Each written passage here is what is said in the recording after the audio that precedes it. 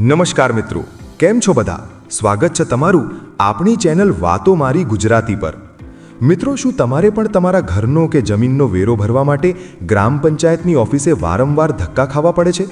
ઘણીવાર તલાટી મંત્રી હાજર ન હોય અથવા ઓફિસ બંધ હોય ત્યારે આપણો કિંમતી સમય બગડે છે, ખરું ને?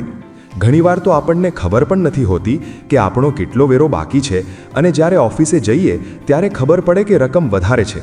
પણ હવે તમારે ચિંતા કરવાની જરૂર નથી। ડિજિટલ ગુજરાતના જમાનામાં હવે તમે ઘરે બેઠા તમારા મોબાઈલમાંથી ચેક કરી શકો છો કે તમારા ઘરનો વેરો કેટલો બાકી છે। આજના વિડીયોમાં હું તમને શીખવાડીશ ગ્રામ સુવિધા પોર્ટલ વિશે। આ પોર્ટલનો ઉપયોગ કરીને તમે કેવી રીતે જાતે જ તમારી વેરાની વિગત જોઈ શકો છો તેની સંપૂર્ણ માહિતી આજે હું આપીશ, તો વિડીયોને છેલ્લે સુધી જોજો। સૌથી પહેલાં સમજીએ કે આ ગ્રામ સુવિધા પોર્ટલ શું છે। ગુજરાત સરકાર દ્વારા ગ્રામ્ય વિસ્તારના લોકો માટે આ એક ખૂબ જ સરસ સુવિધા શરૂ કરવામાં આવી છે। આ પોર્ટલ મારફતે ગુજરાતના દરેક ગામના લોકો પોતાની પ્રોપર્ટી જેમ કે મકાન અને જમીનનો વેરો ઓનલાઈન જોઈ શકે છે। પહેલાં જે રીતે પંચાયતના ચોપડામાં જઈને જોવું પડતું હતું તે હવે ઓનલાઈન થઈ ગયું છે। તમારે કોઈ એજન્ટ પાસે જવાની જરૂર નથી, બસ તમારી પાસે મોબાઈલ અને ઇન્ટરનેટ હોવું જોઈએ। આ પ્રોસેસ શરૂ કરતા પહેલાં તમારે કઈ વસ્તુઓની જરૂર પડશે તે જોઈ લઈએ।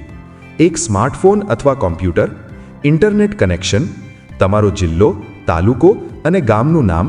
જો તમારી પાસે જૂની વેરો ભર્યાની પાવતી હોય તો સારું, નહીંતર પ્રોપર્ટી ધારકનું એટલે કે મકાન માલિકનું નામ ખબર હોવું જોઈએ। તો ચાલો હવે હું તમને મારી મોબાઈલ સ્ક્રીન પર લઈ જાઉં છું અને લાઈવ બતાવું કે વેરો કેવી રીતે ચેક કરવો। સ્ટેપ 1, વેબસાઇટ ઓપન કરો। સૌથી પહેલાં તમારા મોબાઈલમાં ગૂગલ ક્રોમ ઓપન કરો। સર્ચ બારમાં લખો ગ્રામ સુવિધા ગુજરાત અને સર્ચ કરો। અહીં તમને પહેલી લિંક મળશે gramsuvidha.gujarat.gov.in, તેના પર ક્લિક કરો અથવા અહીં નીચે ડિસ્ક્રિપ્શનમાં આપેલ લિંક પર ક્લિક કરો। Step 2, citizen services. વેબસાઇટ ખોલતાની સાથે તમને અલગ અલગ ઓપ્શન દેખાશે। હવે તમારે પેજ પર સિટીઝન સર્વિસીસ એટલે કે નાગરિક સુવિધા લખેલ હોય ત્યાં જવાનું છે અથવા સીધું જ લોકેશન સિલેક્ટ કરવાનો ઓપ્શન આવી જશે। સ્ટેપ 3, લોકેશન સિલેક્ટ કરો। હવે આ સૌથી મહત્વનું સ્ટેપ છે। તમારે તમારું લોકેશન પસંદ કરવાનું છે।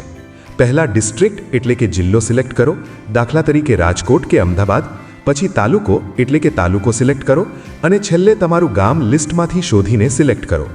આ બધું સિલેક્ટ કર્યા પછી સબમિટ બટન પર ક્લિક કરો। સ્ટેપ 4, પ્રોપર્ટી શોધો। હવે નવું પેજ ખુલશે જ્યાં તમારે તમારી પ્રોપર્ટી શોધવાની છે। અહીં બે ઓપ્શન મળે છે, પ્રોપર્ટી નંબરથી એટલે કે જો તમારી પાસે જૂની પાવતી હોય તો તેમાં માલ મિલકત નંબર લખેલો હશે, તે નાખીને સર્ચ કરો। નામથી એટલે કે જો નંબર યાદ ન હોય તો ચિંતા ન કરો, નામ સિલેક્ટ કરો અને મકાન માલિકનું નામ અંગ્રેજીમાં ટાઈપ કરો। જુઓ, મેં અહીંયા એક નામ સર્ચ કર્યું છે। લિસ્ટમાં તમારું નામ આવે એટલે તેની સામે વ્યૂ અથવા ડિટેલ્સનો ઓપ્શન હશે। સ્ટેપ 5, વિગતો ચેક કરો। જેવું તમે વ્યૂ પર ક્લિક કરશો તમારી આખી વિગત ખુલી જશે। મકાન માલિકનું નામ, મકાનનો પ્રકાર, ચાલુ વર્ષનો વેરો, અગાઉનો બાકી વેરો અને છેલ્લે કુલ બાકી રકમ એટલે કે ટોટલ પેન્ડિંગ અમાઉન્ટ। અહીં તમને સ્પષ્ટ દેખાશે કે તમારે કેટલા રૂપિયા ભરવાના બાકી છે। આનો તમે સ્ક્રીનશોટ લઈ શકો છો। જોયું મિત્રો, કેટલું સરળ હતું। હવે વાત કરીએ આ સુવિધાના ફાયદા અને અગત્યની નોંધ વિશે। પારદર્શિતા।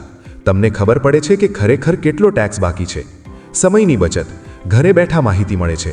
રેકોર્ડ, તમે તમારું જૂનું રેકોર્ડ પણ જોઈ શકો છો। એક ખાસ વાત ધ્યાન રાખજો, આ પોર્ટલ પર હાલ તમે તમારી બાકી રકમ જોઈ શકો છો।